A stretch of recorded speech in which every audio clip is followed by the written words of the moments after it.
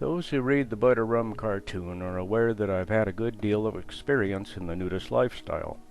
Around 1990, my growing family and I lived even full-time in a nudist camp for 2.5 years. Mickey cleaned the lodge, and so our cabin rent was free. It was the only time in our lives that we actually tithed 10% of our gross income to the church. We discussed our nudist lifestyle with our priest, having recently joined the church and wanting to do things right, and he said that he had no problem with it, but that he might have to meet us at the gate to give us anointing of the sick, last rites. He said that the main concern is scandal in the church, and that some parishioners would have difficulty with this, and so we kept our nudist lifestyle under wraps. Yesterday I found the Normalizing Nursing in Public League, the NNIPL, the nipple, on Facebook, and was thrilled. I clicked like and added the comment, "I am so happy to have found this group. Every mother has the right to feed her baby when it's hungry." And I've received positive feedback for that simple statement. Mickey has breastfed all our children until they wean themselves. This helps children grow up with a sense of security and well-being. We have one picture of her nursing 2 of our children at once. Isn't this why there are 2 breasts?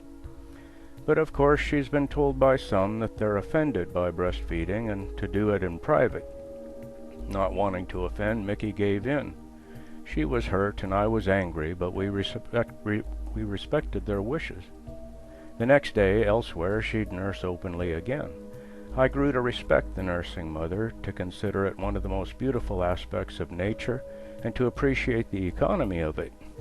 And at times I was very pleased with people's reaction. In 1980, Mickey and Life, then just under 2 years old, and I hitchhiked over 4,000 miles. In Wisconsin, we were picked up by a businessman in a large, nice car. I sat in the front seat, and Mickey and Life were in the back seat. As we traveled through the beautiful country, passing idyllic farms and hearing about the quality of harvester silos, Mickey lay down and began nursing Life. At one point, the driver turned and noticed her breastfeeding. He took a second quick look in surprise.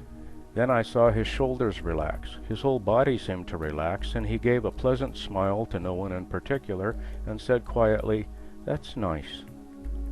People like this are a blessing, and everyone has the potential to be a blessing. I would go to prison before saying that there's anything at all obscene about a mother feeding her child. For that matter, there's nothing obscene about the breast. This is a conditioned problem of our society. There's a Canadian video online in which a young man and woman, both topless, are distributing flyers on a city sidewalk. Public nudity per se is not illegal in that city. Several passers-by casually accepted flyers, but eventually a police officer comes up and tells the woman to put her top back on. They explain to him that it's not against the law, but nevertheless he repeats for her to put her top back on, and so, not wanting trouble, she obeys but expresses how hurt she is that her partner is allowed to be shirtless but she isn't. "It's not fair," she said. I agree. In the nudist camp, nudity of course is normal, and anyone in the camp who is disgusted by nudity would of course be considered perverse. Perverse is the opposite of normal. Why is that? It's simply that what's accepted in a society is acceptable. I would have a conversation with people in the clothing optional camp, and later that day, thinking back, I honestly wouldn't remember if they were nude or not. Nudity was normal, no big deal. There's nothing sexual about it. It was simply natural and acceptable. In January 1966, National Geographic magazine included an article with photos about the Wara Brazilian Indians of the hidden Xingu. At 17, a preacher's kid, I was fascinated by a society in which nudity was normal and natural, and it was later that year when I found and sneaked into a nudist camp and passed myself off as a member for 7 hours before leaving with an open mind and new realization. But I'm not pushing nudism here. I'm pushing only the acceptance of public breastfeeding. This is a given. No matter what you think of the human body and how obscene it is, although everybody has one, if a mother can't feel free to feed her baby without shame when it's hungry, there's certainly something wrong with our society. Have we come this far away from nature? In my opinion, the breasts are the second most beautiful aspect of a woman. They used to be my first choice, but that's when they were tabooed by my environment and a rare sight to behold. Nowadays, I believe the face is the most beautiful aspect. The Muslims understand this. That's why the most austere of them insist a woman's face be covered. It's conditioning by society. And it took me only 7 hours in 1966, actually less, to be unconditioned. An attractive feature of any person is not necessarily obscene, thank goodness. When Pope John Paul II visited the South Pacific and was approached by topless natives, he didn't freak out, but was as cordial and loving as always, understanding it as acceptable in that society without criticism. On the contrary, he wrote the theology of the body. Recently, a mother was breastfeeding her baby in a Houston area Target store. She was asked to move to a private location, the restroom, and refused. 3 separate employees harassed and humiliated her. She then called Target's corporate customer service number and was told by both the representative and her supervisor that they knew about the laws, but that just because something is lawful doesn't mean it's acceptable in the store. Enter Target Nursing. On Wednesday, December 28, 2011 at 10 a.m., a crowd of nursing mothers came to feed their babies openly in the store. It's my understanding that by then the store had changed its unnatural policy, but the women staged their nurse in anyway to assure the point. Good for them. We need to be strong about this and follow what we believe is right, despite the guff.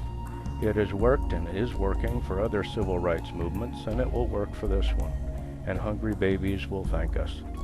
At the risk of seeming hardcore, I'd savor the moment of seeing someone come tell a nursing mother to go do that in private and have the mother say, "Breasts are soft, but noses break. Go sit down." Breastfeeding is the new thing now. More and more people are hearing from more and more media that mother's milk is much healthier and beneficial than formula. The Nestle company got into hot water and boycotted for pushing its formula on third world countries. The main problem is that formula must be mixed with water, and the water in many poor countries is polluted and babies were dying. All the while, their mothers could have fed their babies healthy breast milk, but they were convinced that artificial formula was the improved, civilized way to go. Our son, who works at McDonald's, told me the other day that the restaurant has made a special screened-in area for breastfeeding mothers to feed their babies. It was spurred into being by an incident there in which a pervert was staring at a nursing mother enough to annoy her. My son was pleased that the mothers now have a place to escape this kind of behavior, but I threw out the statement, "Stop perverts, not mothers." Our other son, listening in, who is more congenial than I, corrected me, saying, "Stop perversion, not people." The Normalizing Nursing in Public League has a website where you can buy clothing and all sorts of things with its logo on it, and also shirts with various sayings on them. I'm going to order the men's t-shirt sporting the logo along with the words, "If breastfeeding offends you, feel free to put a blanket over your head." I wasn't breastfed as a baby. I grew up in the era of Dr. Spock and bottles of formula. I sure wish I had been breastfed for both health and well-being, but I'm not so envious as to want to deny this privilege to other children or have their mothers be ashamed of it. Godspeed, natural mothers. Good job.